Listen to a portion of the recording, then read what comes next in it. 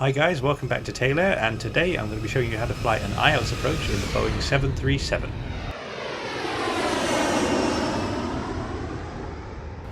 Alright guys, so we are currently at 4,000 feet inbound to the Bristol NDB, the Bravo Romeo India, as you can see on the navigation display here. So we are inbound to that NDB, and when we get there we're going to go into this hold. And then we're going to set up the approach. So we're going to do the ILS approach into Bristol for runway 27, which is currently what the winds are favouring for that runway. Winds from the south, so it's a toss-up of which runway, and runway 27 is generally the most preferred one at Bristol, so we're going to do that. So the hold that we're going to go into is the hold that's displayed on the approach plate, which is 090 inbounds with left turns and 1 minute legs. And you can see here that the maximum speed for the hold is 185. However, we're going to pretend that we've spoken to ATC and requested to fly that hold at just over 200 knots, and that they've approved that.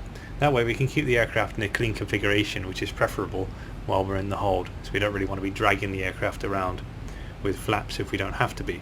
It's not very efficient. So we're assuming that they've approved that, and that will be absolutely fine. So therefore, all we need to do now is set up the approach. So when the aircraft gets to the hull, the autopilot will take it quite nicely into there automatically, so we can concentrate on setting everything up. So the Bristol ILS for runway 27. So we're going to go into the route page and make sure that we've got Bristol in the destination there, Echo Golf Golf Delta, which is all in. That's all fine. So we go to the departures and arrivals. Go to the arrival section on the right for Bristol, and we're going to select the ILS 27, and we're inbound to the Bravo Romeo India, so we're going to pick the Bravo Romeo India transition and fly a procedural ILS approach.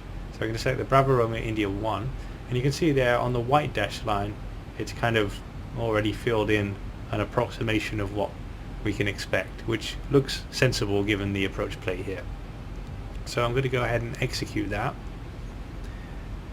And then I'm just going to set a few other things up as well. So I'm going to set the descent page up, so speed restrictions are all in. I'm going to go into forecast page here and set the 1027 QNH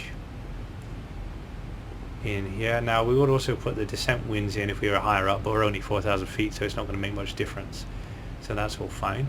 I'm going to put some fixed rings in around runway 27, and this helps us with situational awareness. So as we're coming closer to the airport, the rings kind of act as a reminder. So we put a 10-mile ring in there, and there's the 10-mile ring coming up on the navigation display. We put a 4-mile ring as well, and that's a reminder to configure the aircraft for landing if we haven't done so already. So there is, that's all good. So we've set all that up. Now all we have to do is make sure that we've got the radios and everything tuned correctly. So we'll brief the approach plate now then. So we've got the ILS runway 27, the frequency is 110.15, which we're going to need to put in the radios here. So you see ILS here, so at the moment we haven't got it tuned. It's on the right hand side, but it's not on the left hand side, so we need to put that in the left hand side. 110.15 goes in there. We select that as active, and that's now active on both sides. We also want to have the NDB frequency tuned as well, and that will mean that if we did need to, we could track it by conventional navigation methods. That's now active in the ADF. So we've got box 1, 2 and the ADF boxes all set up. I just realized that should be TARA there. There we go. So that's the frequencies in. So the aerodrome elevation is 622 feet, so we want to make sure we've got that set up in the overhead panel here. So you can see here that we've got a little box here called land out. Now we need to make sure that that elevation is approximately the same as the airport elevation. So the elevation of the aerodrome is 622 feet, and we've got 600 in there, which is closest to the nearest 50 feet, so that's all good. We can leave that as it is. So next thing we look at is the route. So we have a look in the FMC here, and we just make sure in the legs page we've got everything set up as we want it. So we can actually go over to the plan view here, and and we can move the range in a little bit, and we can step through this and we can make sure that everything's set up as we want it. So we're going to go over the Bravo Romeo India NDB. Then the next point we're going to go to is we're going to make a right turn on a 103 track to the 8 DME from the India Bravo Tango Sierra, which is this point here. Then we make a left turn, go around this corner here, and then we intercept the final approach, and then it's inbound from there. I'm just going to slow down to that up speed as we're now in the hold. So we'll bring the speed back so that it's over the top of the up speed there, and that will comply with the agreement that we made with ATC. Yeah, so the route all looks good. So we've got the final approach track here, we've got a 3-degree ILS coming down which matches the FMC here, and then we will check the missed approach to make sure that's all good in there as well. So the missed approach is climb on 267 to 3,000 feet.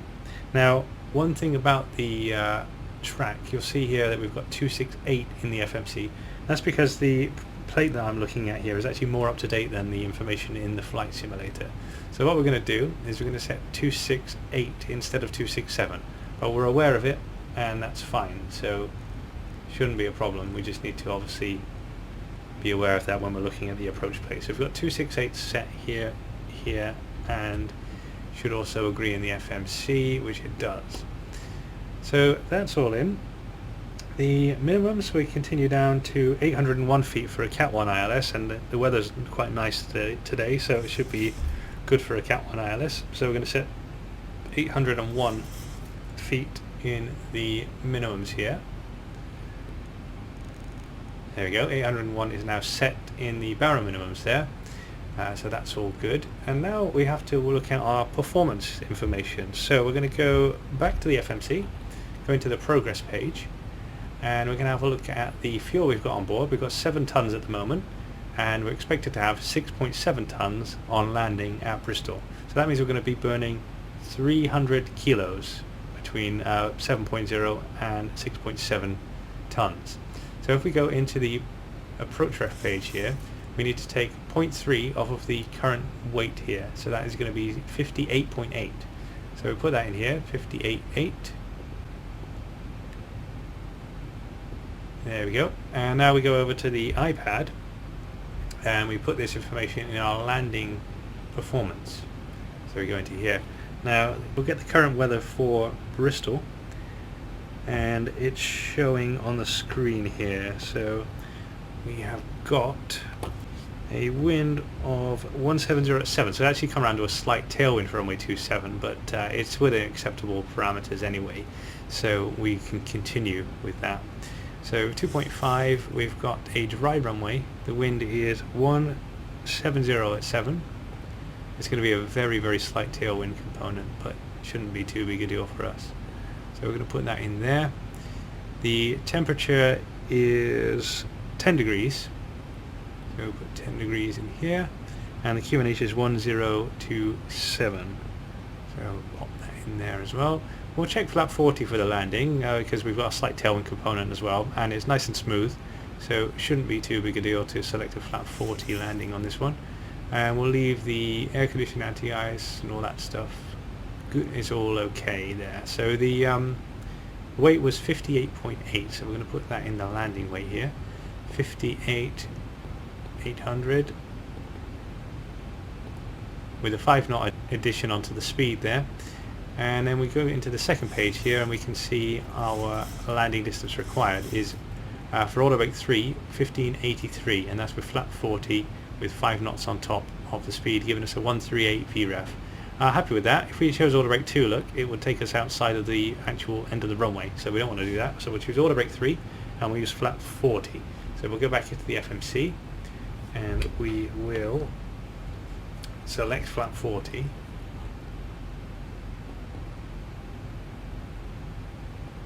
And put the 5 knots on top as well. We're going to use order break 3, so that's going to be set here. 1, 2, 3.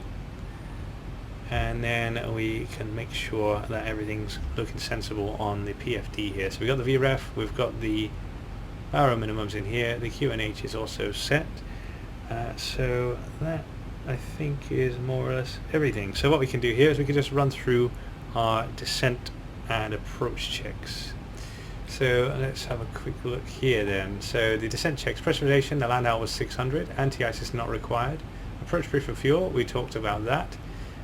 IS and Altberg, so we've checked that as well. We've got 133 and 801 checked and set on the PFD there. Then we're going to have a look at the approach checks. So we just need to make sure we've got everything set up correct first. So we're going to go here and check the frequencies. So we got 11015, 11015, and cross-check that with the FMC there. 11015 is in as well. The fixed rings are in 10 and 4 around runway 27. Let's see if we've got the idents. Yep, we've got India Bravo Tango Sierra. So that's all good. The standby altimeter is set and will enable approach mode on there. And the courses, we've got 268, 268 and 268 in the FMC as well. So that's all looking okay. I'll just go to the legs page on this side here. So that's all looking pretty sensible, and then we can just double check the approach checks here. So approach checks, altimeters and instruments, they are set and cross-checked, and approach aids are checked and set. So we should be good to actually go out and commence the approach now. So what I'm going to do, go back to the FMC, go to the hold page, and I'm going to select exit hold, and that means that the next time over the beacon, once I've executed it, it's going to go outbound for the approach. And what we'll do when we get onto the inbound, we'll slow down to that 185 knot maximum speed for the procedure, because we do want to make sure that we're slower going on the outbound leg of the procedure, because otherwise when we go around that corner to get to the final, we might end up overshooting that corner, which wouldn't be very tidy, and it could potentially be dangerous if there was high terrain around. So we will not do that. But other than that, I think everything looks good to continue and go outbound for the approach. So we'd obviously tell ATC that, and they'd say next time over the beacon you're cleared to commence the procedure for the ILS runway 27. So after we go over the beacon, what we're going to do is we're going to descend to 2,500 feet. We'll make that a nice gradual descent. That's our intercept altitude for the ILS. So we can use vertical speed mode for that, and we won't come down too fast because we've got quite a few miles there to lose. Not very much height, so we should be okay to just use a very slow rate of descent. So I'll just bring that back into map mode now so we can see where we're going in proper sense. Match the heading bug.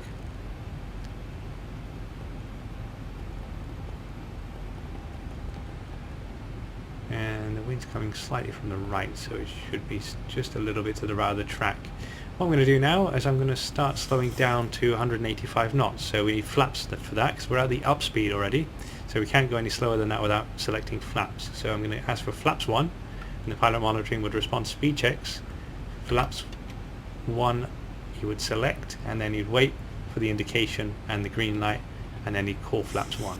In the meantime, I can dial the speed down to the flaps 1 maneuvering speed there, or just above, because the 185 knots I'm pretty happy with for the initial part of the procedure here. So it's a couple of knots over the flaps 1 maneuvering speed, but that's all fine. And we are just over the beacon now, turning right to go outbound on the procedure. You can see we're about to follow this magenta line here and fix the heading bug. Whoops. There we go.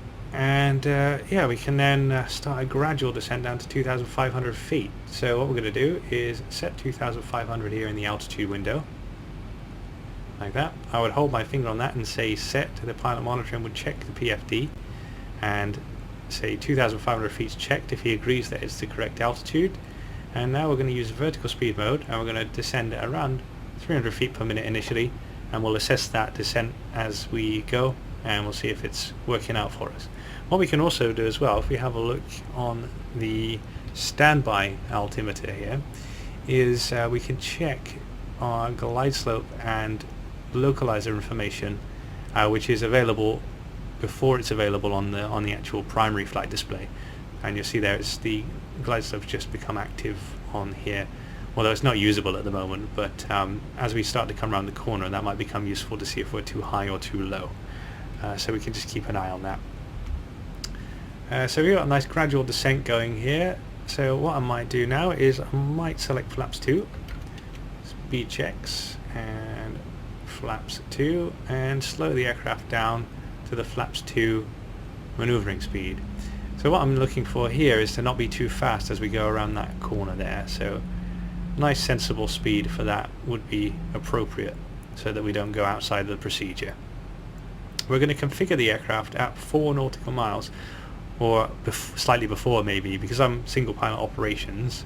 I might actually configure a little bit earlier. When you're multi-pilot, it's perfectly doable to configure at that stage, but say if in real life if we had a pilot incapacitation, I might want to configure a little bit earlier to give myself some more time to make sure that everything's done, because obviously it's a two-man job normally, or a two-person job. So we're just about to come to the 8 DME point there. We got 2 miles to go, at which point we will start that left turn. We've lost the ident, but that should come back as we start to come around the corner in a second.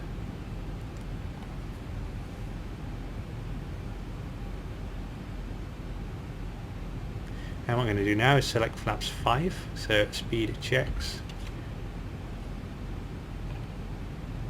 flap 5, and I'll slow us down to the flap 5 maneuvering speed. And you notice the vertical speed's reduced slightly there because we've actually ballooned, because we've added some flaps, so that actually gives us a bit more lift and does a thing that we call ballooning. As we come around this corner here, we should be able to get some sensible ILS information. So we're at 3,300 feet, and if we have a look at the standby altimeter here, we can see that the ILS is actually a little bit above us. So what we can do is we can just reduce that rate of descent a little bit more. We go from maybe 200 feet per minute. We've got the flaps all configured, so that's looking quite sensible for us. And once we're correct sensing, so once we're within 90 degrees of the final approach track, so as we go through north, what we can do is arm the VLOC mode, which we are coming through now. So that is correct sensing. So what I'm going to do now is just wait for that ident, there we go, and then we're going to arm the VLOC mode here. Glide slope still looking relatively sensible. 200 feet per minute should be good enough to catch that. We're descending relatively slowly there, and we should start to get the glide slope information shortly. And we're just watching now for the localizer to become captured, which is, there's VLOC capture, so localizer capture, and I'm going to set the runway heading 268, and there's the glide slope coming in quite nicely as well. Once we're within 1 dot on the glide slope, we can arm the approach mode. There we go, so the approach mode is now armed. And there's the glide slope capture. So what we're going to do now is set the missed approach altitude, which if you remember was at 3,000 feet. So we go over to the altitude window here and set 3,000 feet. 2,500. And that's it, we are established on the ILS. So we'd obviously tell the tower that we're established now. And they would tell us to continue or clear us to land. Quite a nice view of the sunset as well at this time of day, coming in from runway 27. So what we've got to do is make sure we don't mess up the landing, and it should be quite nice. So we've got just over 5 miles now, 5.5 miles to go. So what we might do is I might start to configure now, just a little bit early to give myself some more time. So the pilot flying here calls for gear down, flap 15. He matches the speed, and then calls for the landing checklist to flaps. So that is start switches, go to continuous. The recall, we are going to check here and make sure that nothing that we weren't expecting is going to come up on the master cautions. Speed brake, we're going to arm it, so we're going to go armed, and you see the green light, so that's armed green light. The landing gear is down 3 green, the auto brake is 3 set, and we're just holding out the flaps now. So we're going to take flap 25 initially, so flap 25, 1,000. match the speed, Then we can take flap 40. And then we'll go for the VREF plus 5 speed, which is there. And now we just need to check the flaps, so that is flaps 40, and then we come over here and check 40 green light, and the landing lights we need to select on. So all the landing lights are on, and now we are fully configured, everything's good, and we just have to land now. We're coming up to the amber band here, and you can see that we are stable. So what we call now is 500 continue, and now I'm going to disconnect the auto throttle and autopilot, and I'm going to fly it manually from here. So just a matter of keeping the flight directors in the right place here, or keeping on the flight directors I should say, making sure the speed's good. And that was plus 100 checked. Minimums. Minimums continue. Just correcting for the center line there. 50, 40, 30, Check. 20, Close. 10. Hold off. There's the speed brake up. 2 reverses. 100 knots. 80 knots. 60 knots. Manual braking. So I've just disarmed the auto brake, and we're going to roll to the end.